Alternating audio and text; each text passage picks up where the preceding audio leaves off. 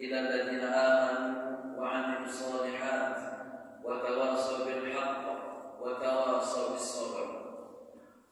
Hadirin jamaah salat Maghrib Masjid Ar-Ridha yang insyaallah moga-moga di akhir hayat kita semua Allah memanggil kita semuanya dengan panggilan kasih sayangnya sebagaimana yang tercantum di dalam surah Al-Fajr dengan kalimat ya ayyatuhan nafsul mutmainnah irji'i ila rabbiki radiyatan mardiyah fadkhuli fi 'ibadi wadkhuli jannati. Wahai jiwa-jiwa yang tenang, kata Allah, dan moga-moga kita dapatkan semua.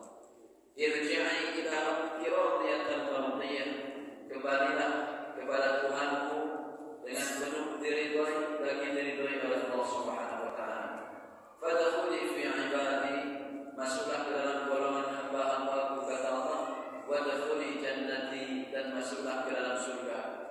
Moga-moga Allah menjadikan kita semua, Allah masukkan kita ke dalam golongan hamba-hamba Allah Subhanahu wa taala, dan nanti Allah masukkan kita semua berjumpa di dunia ini, berjumpa nanti di surga Allah Subhanahu wa taala.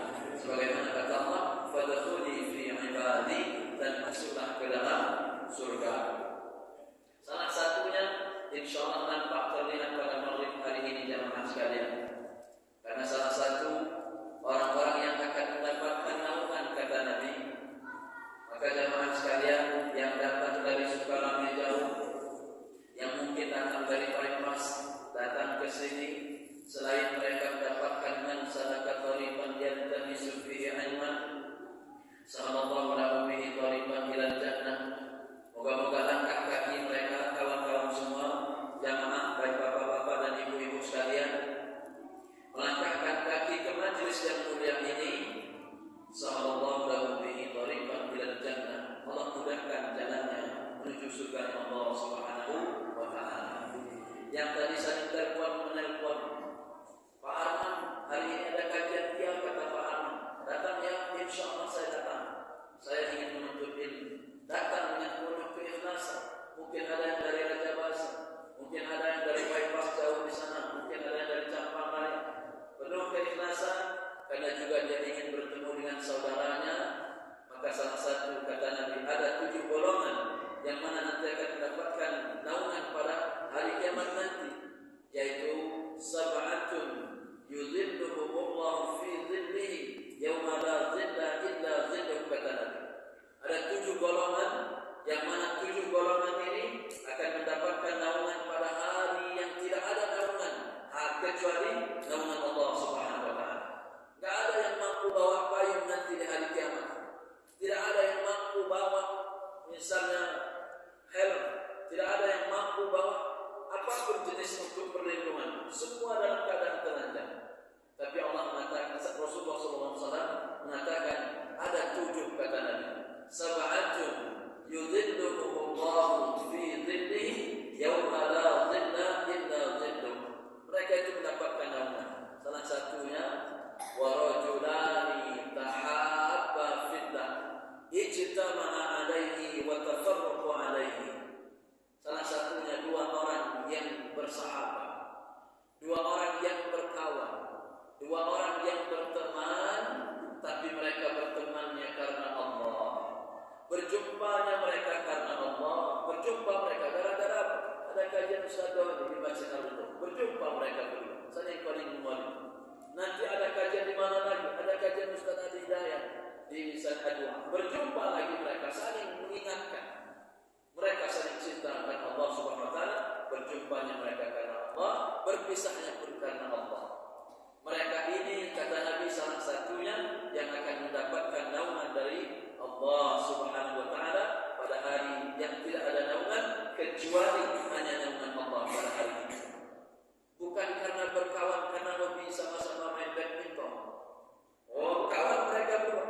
Tapi karena sama-sama hobi badminton. Berkawan mereka gara-gara apa? Gara-gara futsal. Berkawan mereka gara-gara apa? Oh, kebetulan sama hobinya mancing. Berkawan akrab mereka. Gara-gara apa?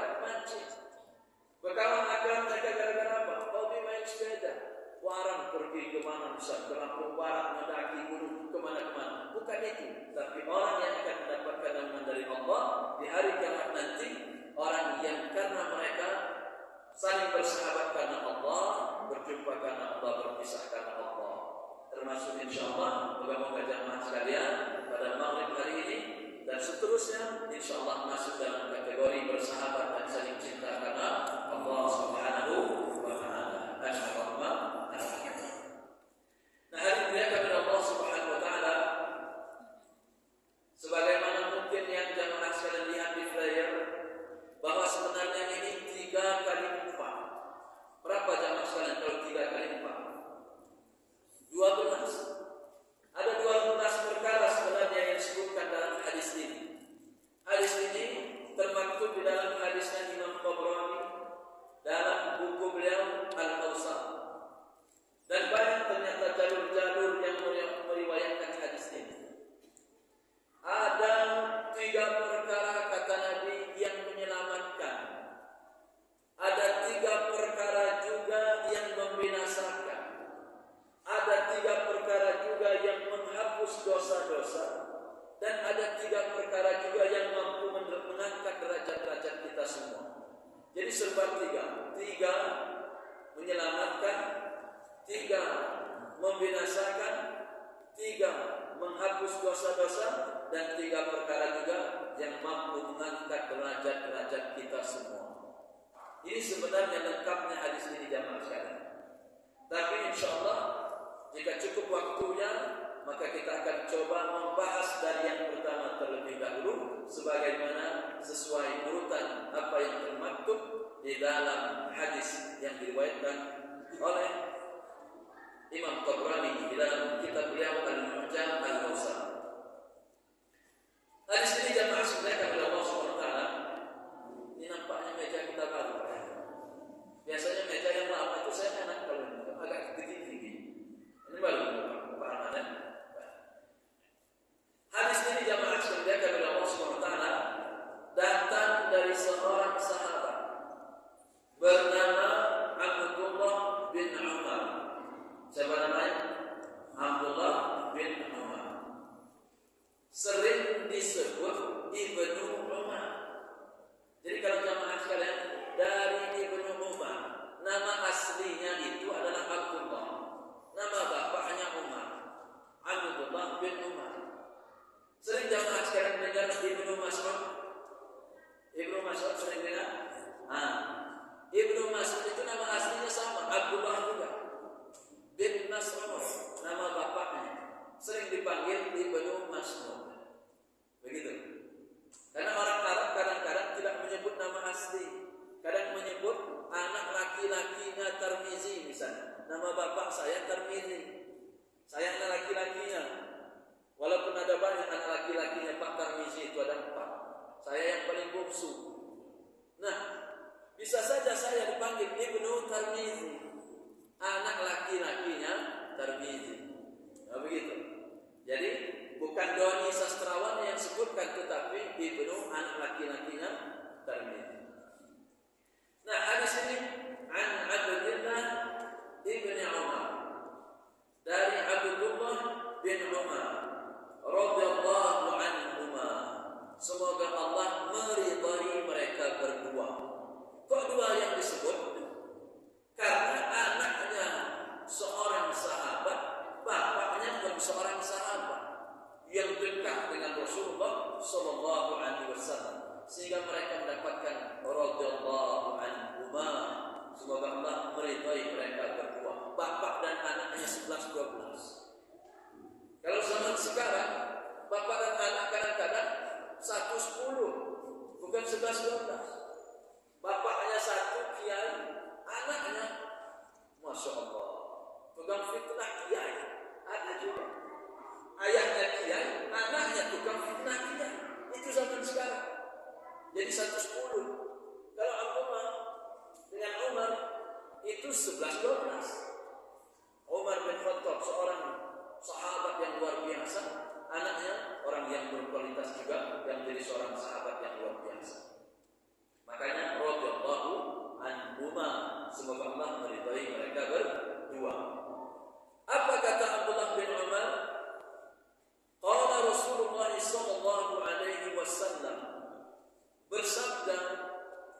Rasulullah sallallahu alaihi wasallam.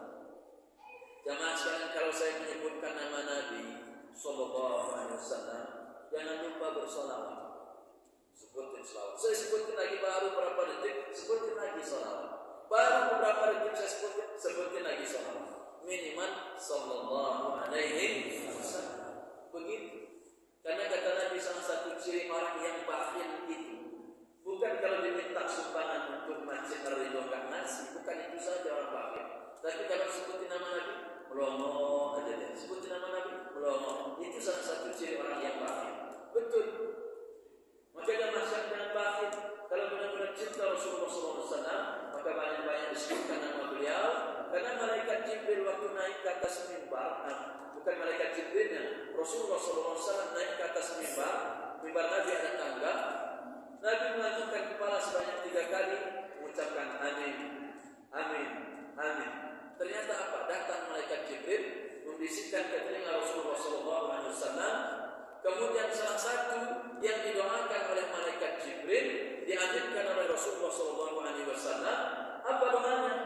Ternyata malaikat Jibril mendoakan kecelakaan bagi orang-orang yang mendengarkan nama Nabi Muhammad SAW disebutkan dalam suatu majlis, dalam suatu forum, tapi orang yang mendengarnya tidak mengirimkan salam dan salawat kepadanya. Makanya wajar jamaah sekalian, kalau Allah memerintahkan kepada kita semua di dalam surah Al-Ahzab-nya, apa kata Allah? Inna Allah wa malaikatahu yusalluna 'alan nabi. Sesungguhnya Allah dan para malaikatnya bersalawat kepada Nabi. Bayangkan jemaah sekalian, Allah, Rasul bersalawat kepada Nabi. Maka di ayat selanjutnya Allah mengatakan, ya ayyuhalladzina amanu, wahai orang-orang yang beriman, kata Allah, sallu alaihi wa sallimu taslima. Bersalawatlah, bersalamlah kepada siapa? Nabi Muhammad sallallahu alaihi wasallam. Itu jemaah sekalian. Jangan lupa. Jangan dia macam saya sebutkan nanti sallallahu alaihi wasallam, sebutkan sallallahu alaihi wasallam. Walaupun tak kencang di mana dalam pendengaran kita saja, sampai mengucapkan salam dan salawat kepada Nabi Muhammad sallallahu alaihi wasallam. Karena ini majelis ini, malaikat-malaikat insyaallah menumpahkan saya kepada kita semua. Apa kata Nabi? Salasun muhlikat. Ada 3 perkara yang mencelakakan, kata beliau. Wa salasun munajjiyat. Dan juga ada 3 perkara yang menyelamatkan. Wa salasun kaffarat. Dan ada 3 perkara juga yang menghapus dosa-dosa, mampu menghapus dosa-dosa kita semua. Wa salasun darajat, kata beliau. Ada 3 perkara juga yang mampu mengangkat derajat-derajat kita semua. Dan yang perlu kita pahami jemaah sekalian, bukan berarti hanya terbatas 3 ini saja. Artinya yang tertuang dalam hadis ini ada sebab 3 jemaah sekalian. Di hadis yang lain, Nabi pun mengatakan, menambahkan hal-hal yang lain. Jadi di hadis ini jemaah sekalian hanya sebutkan 3 perkara. Dan di hadis-hadis yang lain, Nabi menyebutkan ada yang 4, ada yang 5, ada yang 7 dan lain sebagainya. Termasuk kalimat as-sab'ul mubiqat, yaitu ada 7 perkara yang juga mencelakakan, kata Nabi. Ada 7 di hadis yang lain. Tapi yang akan kita baca hari ini, jemaah sekalian, 3 terlebih dahulu. Ganjil ada 3. Apa 3 yang pertama tadi jemaah sekalian? Fa'amman muhlikat. Fa'amman muhlikat. 3 perkara. Kalau seorang mukmin ada di dalam jiwanya perkara seperti ini, maka celaka dia. Maka apa? Celaka. Kalau ada dalam jiwanya, kalau ini menjadi sifat di dalam dirinya, fa'amman muhlikat, kata Nabi, ada pun 3 perkara yang mencelakakan itu, kata beliau. Yang pertama, fasyuhun muta'un, kata beliau. Fasyuhun muta'un. Apa itu? Yaitu orang yang bakhil. kemudian dia taat dengan kebakhilannya itu. Orang yang pelit dan mengikuti kepelitannya itu, dia ikut tidak mau melawan sifat pelitnya. Gitu jamaah sekalian. Sehingga orang-orang yang bakhil itu jamaah sekalian oleh Allah Subhanahu wa taala, ya terus dia dalam keadaan kebakhilan itu. Maka dalam hadis yang lain, orang yang bakhil itu kata Nabi, jauh dari manusia, jauh dari Allah, jauh dari manusia, dekat dengan neraka. Itu orang yang bakhil. Kalau dia tidak mau mengikis sifat kebakhilan, memang jamaah sekalian, mayoritas manusia itu punya sifat bakhil. Maka kenapa Allah agar manusia itu mampu melawan sifat itu, Allah menyuruhnya wa anfiqu mimma razaqnakum min qabli an ya'tiya ahadakumul maut. Allah suruh kita berinfak. Bahkan di awal-awal surah Al-Baqarah jamaah sekalian, apa kata Allah? Dzalikal kitabu la raiba fihi hudan lil muttaqin alladzina yu'minuna bil ghaib wa yuqimuna as-shalah. Setelah dia beriman kepada Allah, malaikatnya, qada dan qadarnya, pahala dan dosa, beriman kepada yang gaib, maka yang kedua mesti dia mendirikan salat. Wa yuqimuna as-shalah. Tapi ternyata enggak cukup dengan mendirikan salat, mesti diringi yang ketiga. Apa yang ketiga? Wa mimma razaqnahum yunfiqun. Ini paket. Jadi kalau pengajian salat bakhil, belum termasuk orang-orang bertakwa. Orang ini rajin salat, dia mungkin mendirikan salat, bahkan salat sunnah, tapi bakhil. Fasyuhun mutahun. Apalagi dia sangat pokoknya benar-benar penuh perhitungan dengan harta yang melaksanakan kepada dirinya. Penuh perhitungan. Maksudnya lumayan kalau 10.000 daripada masuk kotak amal, lumayan buat beli kuota. Penuh perhitungan. Diikuti kebakhilannya itu. Nah maka jamaah sekalian, banyak di dalam ayat-ayat Al-Quran Allah menyuruh kita melawan sifat bakhil itu dengan banyak melakukan infak dan sedekah. Itu baru agar timbul rasa takwanya, mesti dia melawan sifat bakhilnya. Lah kalau diikuti celaka dia. Maka dikata Nabi fa'amal muhlikat, satu fasyuhun mutahun, kata beliau. Salah satunya orang yang mengikuti kebakhilan, mengikuti kekikiran, mengikuti namanya sifat-sifat yang akan mencelakakan dirinya. Nah maka jemaah sekalian, coba perhatikan. Coba antum buka surah Al-Baqarah 1 ayat sebelum ayat kursi. Buka juga surah sebelum ayat kursi itu ada, sebelum ayat kursinya persis. Itu ada kalimat ya ayyuhalladzina amanu anfiqu mimma razaqnakum min qabli an ya'tiya yawmun la bay'un fihi wa la khullah, dan seterusnya. Baru nanti Allahu la ilaha illa huwal hayyul qayyum la ta'khudhuhu, dan seterusnya. Itu perintah Allah. Wahai orang-orang beriman, kata Allah, infakkan harta-harta yang kami rezekikan kepadamu, kata Allah, sebelum datang hari yang mana perdagangan tidak berguna, syafaat juga tidak berguna lagi. Hari kiamat datang. Kalau dalam surah Al-Munafiqun lain lagi, juz 28. Apa kata Allah? Wa anfiqu mimma razaqnakum min qabli an ya'tiya ahadakumul maut. Sampai di akhir-akhir.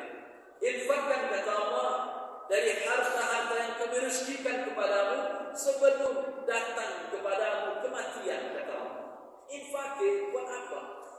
Mobil-mobil mewah yang berjajar itu, kalau orang sudah meninggal, jadi milik harta warisan yang menikmati orang yang di belakang kita. Rumah-rumah yang mewah yang kita bangun itu jamaah sekalian, brigadenya kita tinggalkan di dunia. Yang menikmati siapa? Istri kita, anak-anak kita, ahli waris kita. Tidak ada yang bawa. Maka harta yang sesungguhnya yang nanti akan menolong dia pada hari kiamat, menolong dia di kuburan, itu harta yang dia infakkan, yang dia sedekahkan di jalan Allah. Nah maka juga kenapa jamaah sekalian, Allah saking inginnya agar hamba itu banyak mendapatkan pahala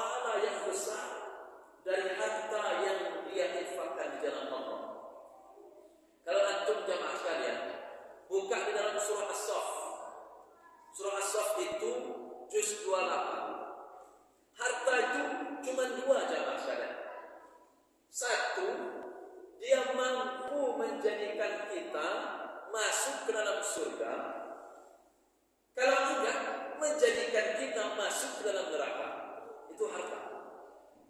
Maka kalau untuk menjadikannya agar mungkin kita masuk surga, mesti harus diinfakkan dan disedekahkan. Coba jangan sekarang sebelumnya buka surah At-Taghabun juz 28. Di dalam surah At-Taghabun itu ada kalimat begini.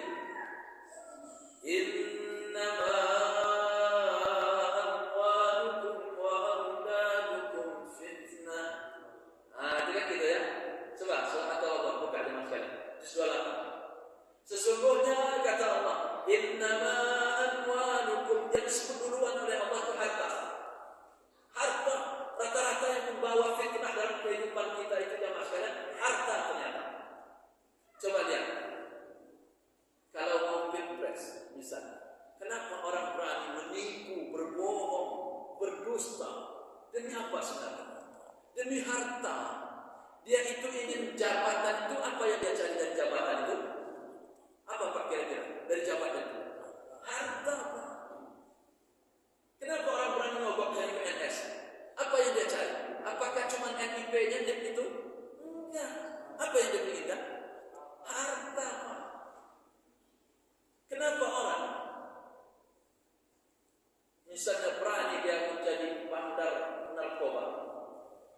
Apa yang dia inginkan? Gak mungkin karena dia cuma ingin narkoba itu aja, enggak. Harta duitnya itu nanti bisa beli mobil, bisa beli rumah, bisa beli tanah. Apa yang diinginkan? Harta. Jadi ternyata jamaah sekalian, malapetaka terbesar dalam kehidupan kita ini, maka Allah ingatkan semua. Maka salah satunya agar harta-harta kita itu tidak menjadi malapetaka, salah satunya jalannya banyak diinfakkan dan disedekahkan.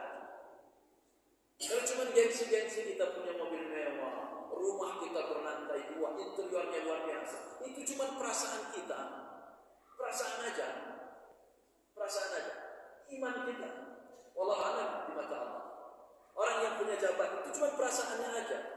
Nanti dia tinggal dunia dia lupa orang. Paling 1 minggu dia, oh dulu dia gubernur, oh dulu dia wali kota, udah. Itu jamaah sekalian. Tapi yang kekal karena Allah, yang karena Allah itu akan kekal nanti. Nah maka jamaah sekalian kalau Allah SWT di dalam surah As-Saff itu ada hampir di ayat-ayat terakhir juga agak sebelah kiri. Itu agak di pojok. Apa kata Allah? Ya ayyuhalladzina amanu hal adullukum ala tijaratin tunjikum min adzabin alim. Wahai orang-orang beriman, kata Allah, inginkah aku tunjukkan kepada kalian, kata Allah. Apa yang Allah ingin tunjukkan? Yaitu sesuatu perkara yang mampu, kata Allah, tunjikum min adzabin alim, menghindarkan kalian dari azab Allah yang pedih. Apa itu? Allah menyebutnya, tu'minuna billahi wa rasulihi wa tujahiduna fi sabilillahi bi amwalikum. Lagi-lagi Allah sebut pertama amwal, harta, wa anfusikum. Kata Allah, salah satu cara menghilangkan dari azab Allah, menjauhkan dari azab Allah itu, kata Allah, yaitu tu'minuna billah, beriman kepada Allah, wa tujahiduna fi sabilillah bi amwalikum wa anfusikum, kata Allah, dan juga berjihad di jalan Allah dengan hartamu dan jiwa, badan kita. Benar-benar kita terjun. Kalau tak punya harta baru badan. Tapi yang pertama disebut oleh Allah di amwal, itu yang utama. Amwal. Nah maka jamaah sekalian karena Allah SWT ini yang mesti harus kita perhatikan. Qarun itu dicelakakan oleh apa? Harta. Sampai sekarang orang banyak nyari.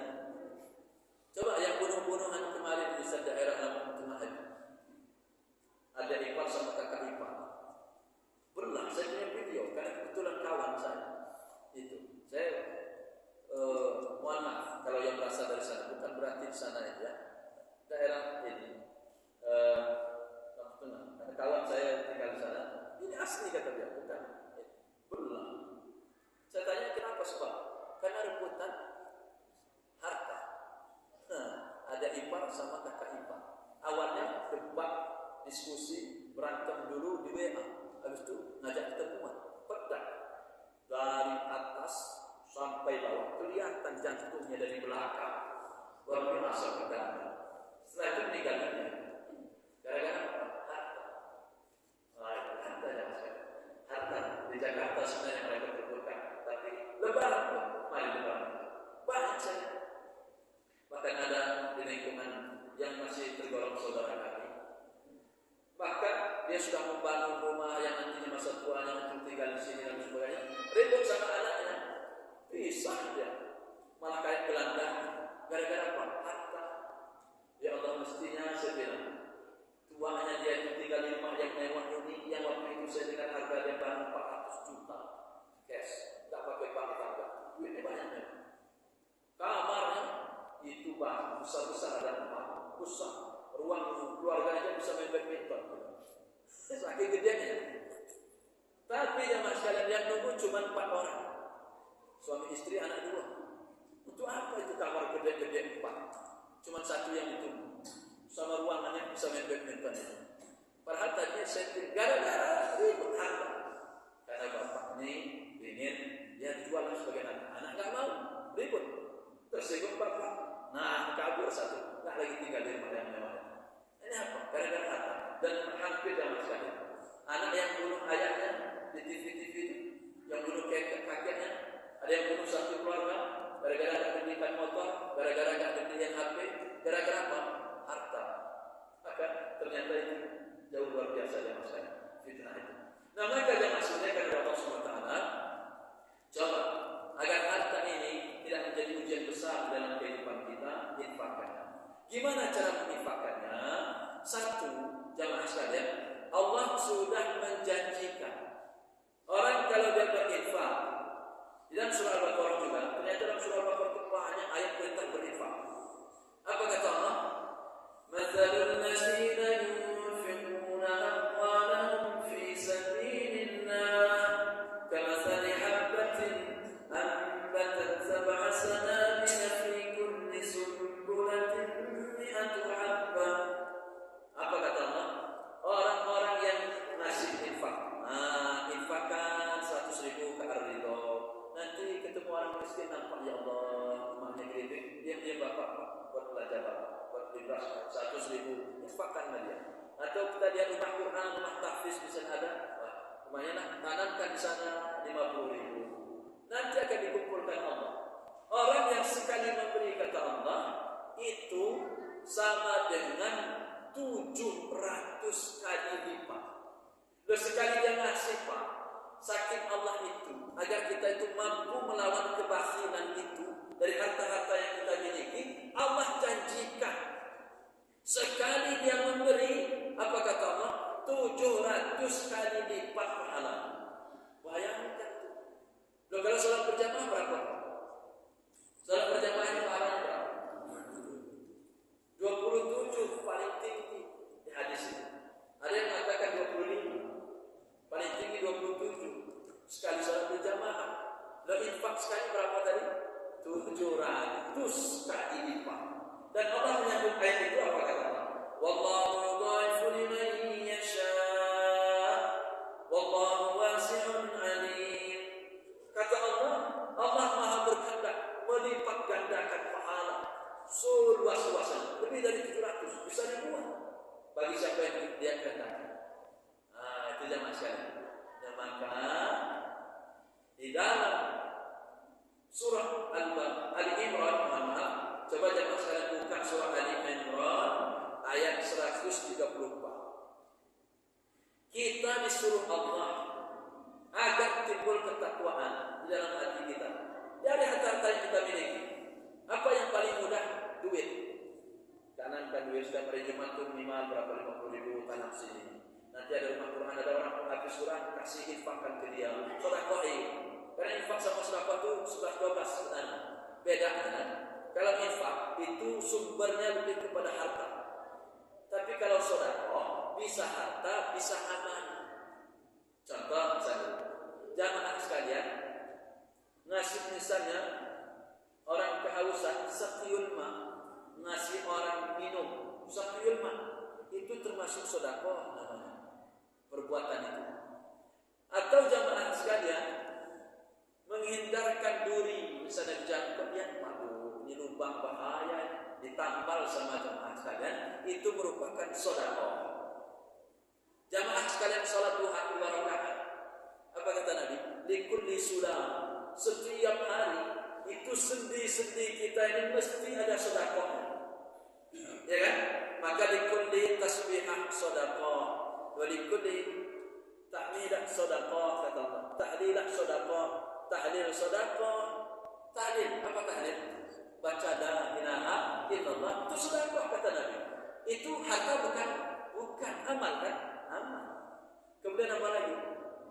Tasbihah, tasbih sedekah. Subhanallah, subhanallah, subhanallah. Sedekah kata Rasulullah. Dan itu semua kata Nabi untuk dari 360 sendi badan kita itu mesti ada sedekahnya setiap hari. Kalau nggak mampu jamaah sekalian, maka bisa digantikan dengan sholat duha 2 rakaat. Nah, sholat duha itu harta apa amal? Amal. Itu bedanya sedekah dengan infak. Kalau infak bisa dari berupa amal-amal. Itu jamaah sekalian. Kalau harta dari seluruh harta, infak itu dari harta-harta, tak ada dari amal. Saya mau berinfak amal, nggak ada cerita. Bersedekah amal ada. Makanya ikhtilaf para ulama, boleh enggak sedekah dengan bacaan Al-Fatihah? Nyampe enggak? Kan ikhtilaf para ulama. Saya bermazhab nyampe. Itu ada kiasnya. Seorang sahabat ingin bersedekah atas nama ibunya sudah meninggal dunia, maka Nabi mengatakan tasaddaq, sedekahin tak apa-apa atas nama anak sudah meninggal. Itu kiaskan para ulama. Berarti jangan kita niatkan untuk amal si ibu sudah meninggal dunia sampai kalian sampai. Itu jangan salah. Fa'amal muhlikat. Kita kembali ke laptop. Kebetulan ke laptop saya ini. Fa'amal muhlikat kata Nabi. Adapun yang mencelakakan, yang pertama apa tadi? Kekikiran, kepelitan, kebakhiran yang diikuti. Nah, maka jangan asal mesti harus tuntas dulu. Walaupun sebenarnya belum tuntas juga. Coba jemaah sekalian buka di dalam surah Al-Lail. Surah Al-Imran tadi belum saya jelaskan ya, 134. Coba dibuka nanti ayat 134. Prinsipnya agar ketakwaan itu berada di dalam diri kita, maka apa kata Allah? Alladzina yunfiquna fis sarra'i wad-dharra. Itu kan ayatnya gitu. Habis itu ada sambungannya. Wal kadhibina al-ghaidha wal 'afina 'anil nas wallahu wasi' wallahu yuhibbul muhsinin. Orang bertakwa itu kata Allah contohnya. Contohnya kata Allah apa? Orang alladzina yunfiquna fis sarra'i wad-dharra. Orangnya kata Allah, buka surah Al-Imran ayat 134. Orangnya kata Allah senantiasa menginfakkan hartanya di jalan Allah itu fis sarra' wad-dharra. Baik dia dalam keadaan lapar maupun dalam keadaan sempit. Berarti berinfak bersedekah itu jamaah sekalian enggak harus nunggu kaya. Justru kalau mau jadi kaya itu banyak-banyak infak sedekah. Begitu. Bukan perlu perhitungan. Hemat pangkal kaya, rajin pangkal panjang. Ternyata jadi pelit. Hemat pangkal kaya itu tadi. Dihitung. Konsep Allah beda. Konsep Allah itu mesti berapa banyak kau memberi, nanti akan banyak juga diberi. Sama kayak man la yurham, man la yarham, la yurham. Siapa yang tidak menyayangi, tidak disayang. Ini orang yang suka menebar kebencian itu tidak disayang sama Allah. Maka dia mesti menebarkan kasih sayang. Orang kalau mau banyak diberi sama Allah, banyak juga dia memberi. Banyak diberi. Lebih baiknya apa? Diam-diam. Saya sambungin lagi sama hadis yang tadi. Hadis yang 7 golongan orang yang mendapatkan naungan dari Allah Subhanahu wa taala tadi. Ternyata kata Nabi, tadi siapa tadi jamaah sekalian? Yang saya sebut di awal-awal? Hah? 2 orang yang bersahabat karena Nah, salah satunya lagi apa?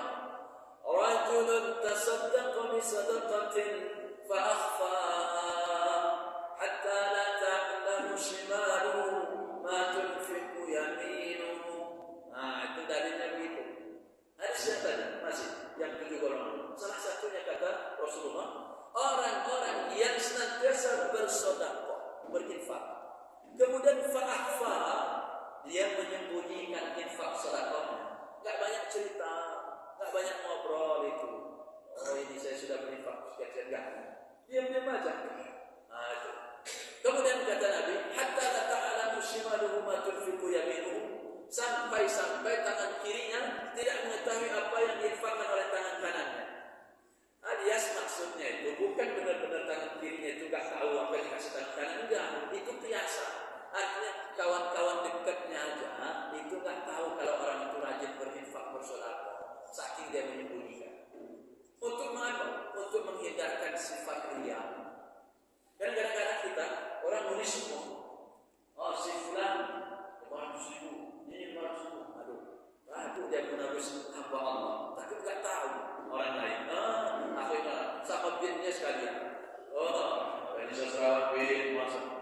Enggak usah aja masuknya. Bagus lah yang Abdullah itu bagus. Abdullah bin, kalau enggak nama aja Ibnu Tirmizi. Siapa Ibnu Tirmizi? Nah, atau fulan bin fulan saja, Abdullah saja, hamba Allah. Berapa? 10 juta. Ini baru 500.000 dah sama binnya. Baru 500.000, 100.000. Berapa ini tulisan apa? Apa? Salah satunya jamaah sekalian. Maka salah satu jamaah sekalian kalau dalam surah Al-Lail. Surah Al-Lail itu kalau jamaah sekalian sederhana, juz 30. Ini pemikiran kita yang sederhana saja sebenarnya bisa dimaknai begini. Fa amma man a'ta wattaqa wa saddaqa bil husna fasanuyassiruhu lil apa? Usra apa yusra? Yusra. Awalnya pakai ya, yusra. Banyak orang kembali celaka nih orang yang kembali. Sama kayak orang menghafal surah Al-Bayyinah jamaah sekalian. Surah Al-Bayyinah waktu di ayat innal ladzina kafaru. Banyak yang kembali ke awal. Kan surah Al-Bayyinah itu coba yang hafal surah Al-Bayyinah misalnya. Innal ladzina kafaru min ahli al-kitab wal musyrikin fi nar jahannam. Mestinya begitu. Tapi orang banyak kembali ke atas. Karena atas kan ayatnya lam yakunil ladzina kafaru min ahli al-kitab wal musyrikin mufakkina hatta ta'tiyahumul bayyinah. Ini orang baca pas sudah menit terakhir Pak. Innal ladzina kafaru min ahli al-kitab wal musyrikin mufakkin. Balik lagi ke atas. Hati-hati. Celakanya lagi ujungnya salah. Udah benar ayat awalnya ujungnya salah. Innal ladzina kafaru min ahli al-kitab wal musyrikin fi nar jahannam khalidina fiha. Enggak ada abadan. Ada orang nambahin abadan di ujungnya. Salah, keliru. Enggak boleh satu huruf aja dalam Quran itu enggak boleh tambah-tambah. Dosa. Ujungnya ulaika hum syarrul bariyah. Syarrul. Jangan khairul. Khairul itu baik. Orang kafir, orang musyrik kata Allah masuk neraka. Mereka lah seburuk-buruk manusia. Kalau dikasih ujungnya ulaika hum khairul bariyah. Mereka lah sebaik-baik manusia. Kaget mereka. Orang kafir, orang musyrik kok dibilang sebaik-baik manusia. Jangan salah aja masalah. Kacau. Nah baru ayat berikutnya, innal ladzina amanu wa 'amilus shalihati ulaika hum khairul bariyah. Jangan disebut ulaika hum syarrul bariyah. Seorang beriman beramal saleh dibilang seburuk-buruk manusia. Hati-hati menghafal itu. Nah dalam surah Al-Lail tadi yang masalah, fa amma man a'ta wattaqa. Adapun kata Allah, orang-orang yang rajin memberi, beri, sedekah, infak, walaupun sebagian ulama mengatakan dengan jalan berzakat, keluarin zakat, juga zakat, infak, juga sedekah. Rajin tapi rajin. Maka kata Allah, wa sadaqah bil husna, juga dia yakin dengan pahala terbaik sisi Allah.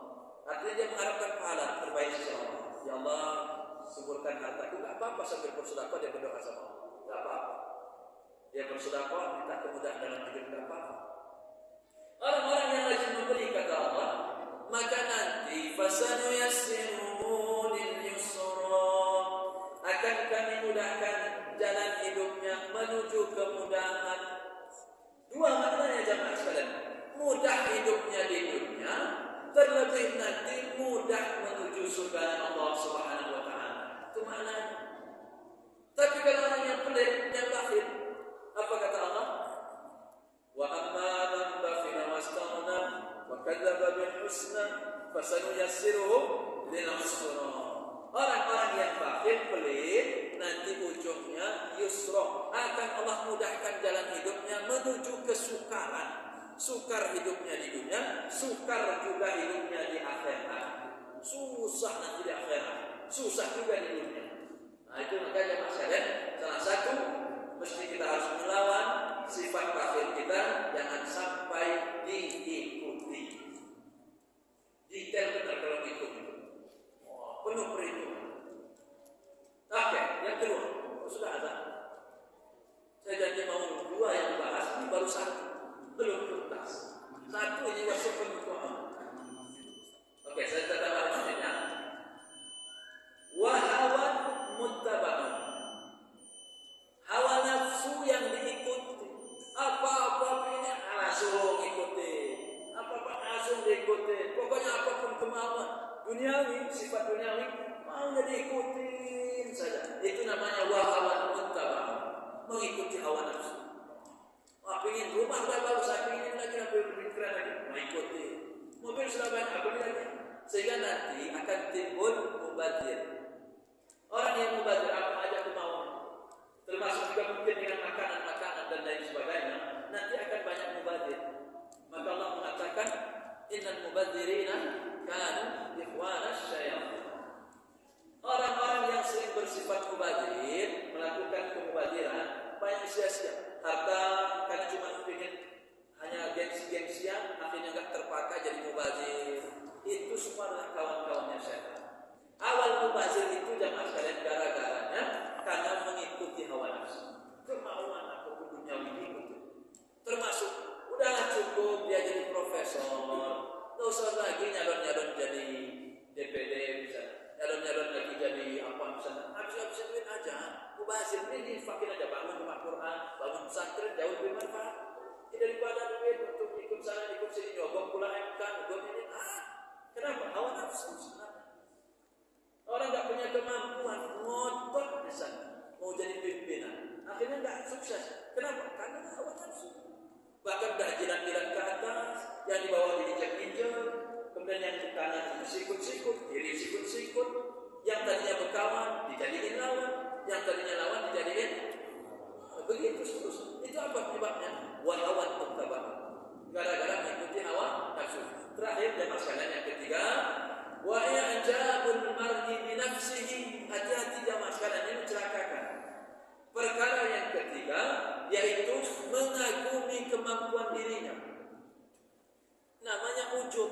Makanya kan wa i'jabul mar'i bi nafsihi, mengagumi kemampuan dirinya. Kalau enggak karena saya, dia itu enggak bisa dia hidup seperti ini. Hati-hati, celaka ya orang begini. Saya kan yang berkuasa di sini, kalian jangan macam-macam. Cukup saya aja yang nggak mau. Pokoknya dia menganggap diri itu berkuasa, menganggap dirinya mampu, ya kan?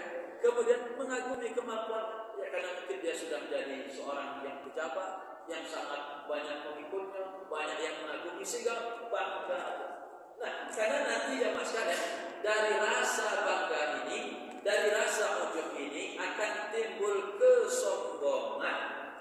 Kalau orang sudah sombong, maka di sana awal kehancurannya. Maka ya mas sekalian, hindari mengikuti pelit, hindari mengikuti hawa nafsu, hindari yang namanya wa'injabul mar'i, mengagumi diri sendiri. Seolah-olah dia yang paling bagus bacaan Al-Qur'annya, seolah-olah dia yang sudah habis surat lisannya gitu.